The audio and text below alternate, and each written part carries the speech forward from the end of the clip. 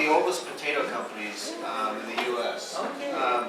We've been around about 80 years, and we got our start making dehydrated potatoes for the soldiers of World War II. We invented the French fry and gave it to McDonald's. Wow. And so we've been in other things like fertilizer and Idaho potato? Idaho potato, that's where we are, the Idaho potato, yeah. So we're really proud of it, and we've been pursuing potato biotechnology in the U.S. and Canada, and our goal really was to show that the technology will be accepted by Americans first, and then we can talk about the rest of the world at some point in the future. But we hired Diana, and Diana came in, and we are sitting on a whole pile of potato technology that could have applications for the rest of the world. We've started to look at Bangladesh and Indonesia, but so we don't have an agenda in Africa, either commercial or philanthropic. But this is an opportunity to look at some of the pipeline of technologies that are coming and how it can better humanity. Can we see Diana? Diana, you were hired. Where is she? Here. Yeah, oh, you hired her. Yeah. Oh, okay. Yeah, so she's now pushing our agenda, whatever it is. Bring it. Yeah, she's bringing it. That's right. She's going to bring it. Go ahead now. We're also in fertilizer and beef and things like that. So this is what we're doing in North America. We really admire the work of SIP. We're building upon the work that they've done. We admire the work that's done in two blades. But our approach in the U.S. is to say, look, there are 5,000 wild species of potato. There's an immense genetic library, and so if we can take some of these genes and we can add them back to cultivated species, we can still have a potato that has potato genes. And now we call it an innate potato. And we've done a number of varieties, and these varieties are for chips and fries primarily, although we do some in the fresh market. So this is what we've commercialized so far in the U.S. I'll step back so you can see. Our Generation 1 potatoes are lower in acrylamide, which is something we want potatoes to be lower in. They also don't bruise or brown. We've eliminated most of the bruising, maybe not all of it. And so one of the problems with potatoes, and I'll cover that in a second, is food waste. You know, here in this country, we have so much food that we get to pick the best. And so consumers actually throw away 1/3 of the potatoes they buy because of the black spots and the bruise. Now, I'm not sure what happens in Africa, but no one likes to eat blemished or spoiled food. And so by the change of this gene, you can increase the productivity by 30% at the consumer level. Our Generation 2 potatoes have late blight resistance. It's from a gene that SIP's also used. It was discovered in the UK, and we start our official commercialization of this fall, and then, or this coming spring. It's been approved by the USDA. And then one of the things about potatoes is in some environments you can grow potatoes year-round, but mostly in most places you grow them one season and you store them, right? It's a great food. If you read about pioneers in America 100 years ago, you basically had grains and you had apples and potatoes. And the reason you had apples and potatoes is because they would store through the winter and you could eat them. Nowadays we have year-round supply in developed countries, but storage is still really, really important. And so we have a gene that lets potatoes store a lot better. It'll be worth about 20% yield improvement, because that's what's lost in storage in some cases. So to think about how you communicate the advantages of the potato, these are some of the pictures we're using. There's 7.5 billion pounds of potatoes consumed in the U.S. 1.4 are thrown away because of bruise. So if we could eliminate or largely eliminate bruise, we would instantly add 20% to the food supply. And when you think about it in the potato, there's additional advantages in terms of CO2 emissions, water, pesticides, and things like that. And so what happens is with some of these technologies, it's not just about yield, it's about post-harvest. The more the product can get to the consumer. So this is an example of what's maybe hard to do in some crops, but seems to be relatively easy in potato. So this is late stage R&D. This has been done for 3 years now. We're gonna be commercializing it in the coming years. The field on the right, this is, first of all, they're grown in a desert. So the only way these potatoes get water is a tape underground. The potatoes in the yellow lines have 100% of the water. The potatoes in the left have 50% of the water. And what we're finding is we can get 10 to 15% more yield with half the water. And the reason why this is possible is potatoes have a really small root system, and they have a big vine system. And if we can move the energy from the vines, which no one eats, to the potatoes, which are underground, you can have little smaller vines with a lot more yield. And so, as we look to the future and we think about Africa and we think about Asia, we think technologies like this are going to be increasingly important to feed the world.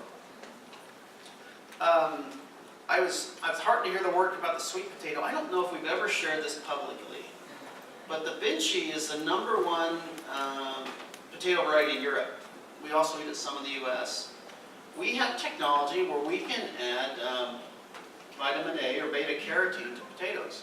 We can take any variety and add a lot of vitamin A to it. And so it comes out in baked, boiled, or mashed. You get a yellow potato as opposed to a white potato, and it has really high levels of vitamin A.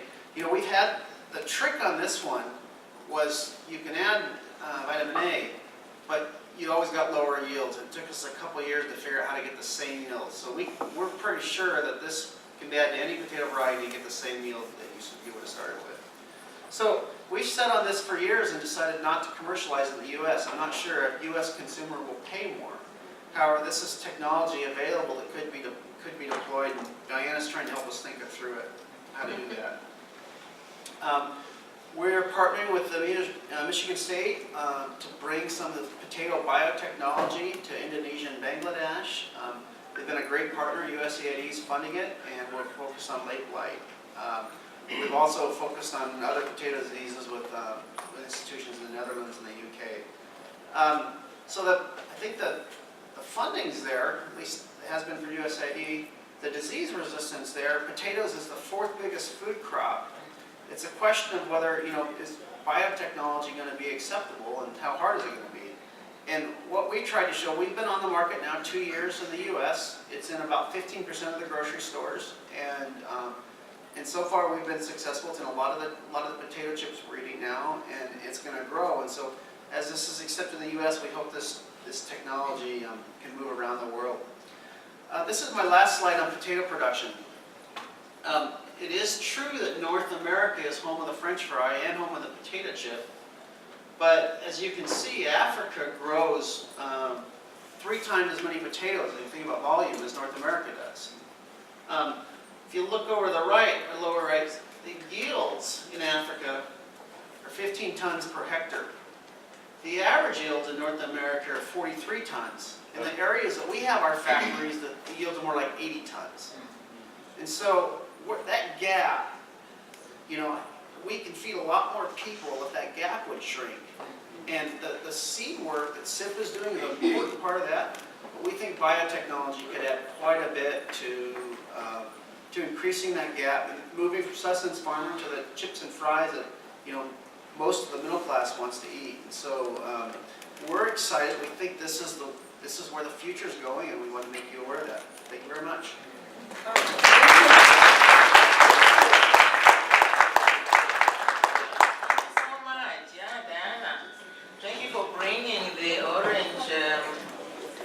Irish potato. Is it Irish? It is. We call it Irish potato actually, still. And I was in Ireland the other day, everything is the potato. From breakfast, snack, dinner, lunch. Yeah, big way. But we're eating a lot of chips also in Africa. This is big. This is good information. So he hired you so you can bring this to mother continent, right? Yeah. That's what you are bringing to the table. Biotechnology is still a real problem, and we have to really work on it, and we have to move forward with it. Can we have a question or two? Yeah, yes, here.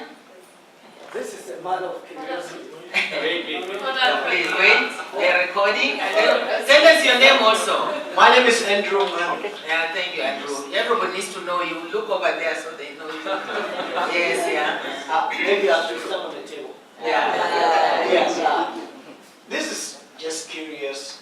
I'm just curious about why you develop this fries in America and you still call it French fries. And we still call it the Irish potato. And it's here in a big way. Well, the legend goes, and it's truly a legend, there's no truth here. The legend goes that, you know, when America wants something to look fancy, they call it German or French or British. So that somehow in the marketing, we thought it would sell better if it would call French fries. And you know, it's hard, ships were invented here, it's hard to really know on the fried potatoes, but it's certainly what happened is it became part of the QSR scene, the quick service restaurants and McDonald's that were serving the automobile nation. And so French fries grew up with the hamburgers in the 50s and 60s, and it's probably all just marketing. Yes, yeah. Good, yeah. Another question? Anyone wants to ask a question? Over there? Oh, our star farmer. Yes, and she's wearing a dress with stars on it. Yes. I'm Monica Joshua Negari from Nigeria. I'm surprised that I've not seen a Nigerian here. You are here. That's good. As a farmer, I'm opportune to be here to listen to these wonderful talks. And I wish I will have some seeds of these potatoes to take them home. Yeah. Thank you.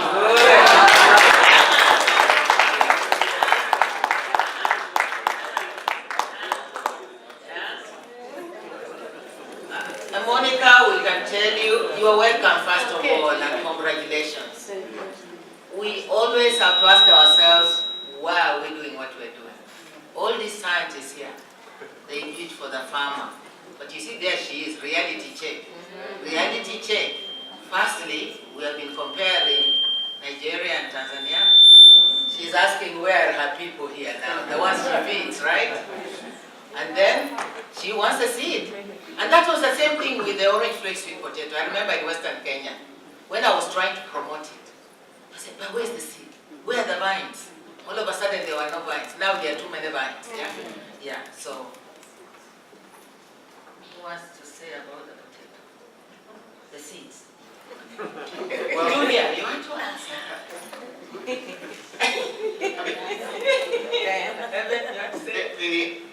At least on biotechnology, so we need countries' acceptance, right? That talk earlier about it has to come from within. Yeah. I believe that too on biotechnology. It's not going to do any good for a U.S. firm to go over and try to sell seeds or even hand them to you and say they're from America. Somehow we have to partner and provide technology so that African firms can grow and do this. And hopefully international development is a stepping stone to get the African firms up and running so it can be a commercial enterprise, because we want people to be motivated to make money and sell better seeds and grow industry and grow the economy. And so I don't know how we move from where we are today to there, but I do believe that, you know, working on acceptance of technology in these countries is the next step so that the technology can move there. Thank you, Evan. It's been a step for a long time. There's one over So another question? There's one over here. Yeah. We wanted only 2 questions. Hi, I'm Kwabna Fari from Ghana, and I don't know how to fix that. I'm a PhD student at the University of Georgia in food science. So I wanted to know, with all these new developments, there's the desire to, you talk about value chain and scale up. Do you ever collaborate with the food engineers and food scientists locally who would understand how to get that to happen? And also with the apprehension people have about new varieties through genetical modifications.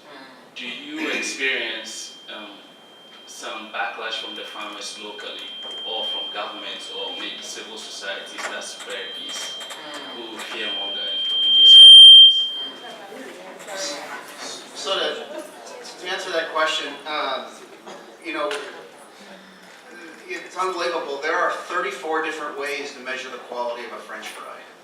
And they use these expert sensory panels, and we absolutely use food scientists and sensory panels to make sure that there's no difference. Our product wouldn't be acceptable if we didn't do that. So that's a key part of being commercially successful. And when we looked at with the University of Michigan State to work on these potatoes for Indonesia and Bangladesh, we went and chose potatoes that taste good and look good to consumers. Varieties that matter, right? It's not enough that they grow well. They have to look good to the eye and taste good. So it's important that you meet the sensory attributes of people, because farmers do it, but where we're going with development, it's about maybe feeding yourself now, but it's really about feeding populations. With regards to genetic modification, can you repeat the crux of your question so I could get right at it? I'm wondering how you address the apprehensions that people Apprehensions. Yeah, so you know what everyone fears? Actually, at least in the US and Canada, you know, people are growing GMO corn, and so there's not really a fear there. What everyone fears is the activists. They fear about being in the newspapers with the activists. And so the farmers actually have less fear than most groups. In the case of potatoes, it's the companies that sell the chips and fries that are worried about being targeted, or the grocery stores that are worried about being targeted, because no one wants negative news, no one wants to be on Facebook, no one wants to be in the New York Times.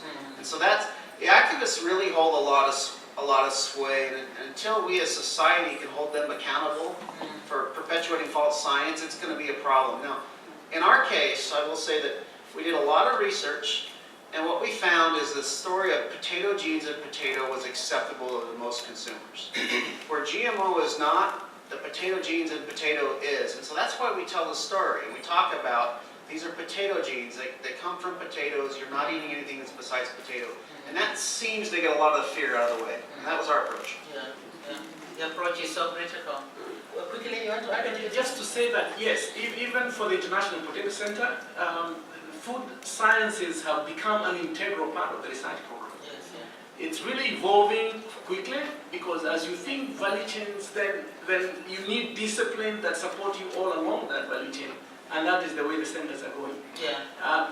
To add to what he's saying about GMO, there's a lot of interest in creating regulatory systems, and this has become very participatory through different fora, through the legislation process, so that everyone is aware what is it we are talking about, what is it we need, and how to make it secure enough for everyone to trust.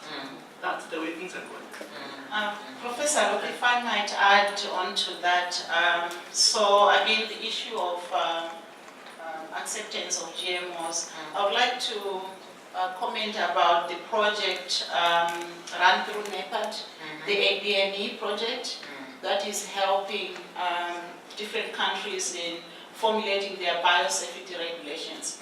So we are really looking forward to that opening up the space for us to come in and partner with organizations like SIP. So we really look forward to the success of those efforts as well. You need to move faster, because the activists like Greenpeace has landed on Nairobi. We're in trouble. They're in Kenya right now, Greenpeace. We are retreating. Yeah. We are retreating. Oh my goodness. Worry about it. You will be the next one to be asked a question. Let's move to the next speaker quickly. Please, go to the next one. Yeah. Okay. Yeah. Oh, can we clap for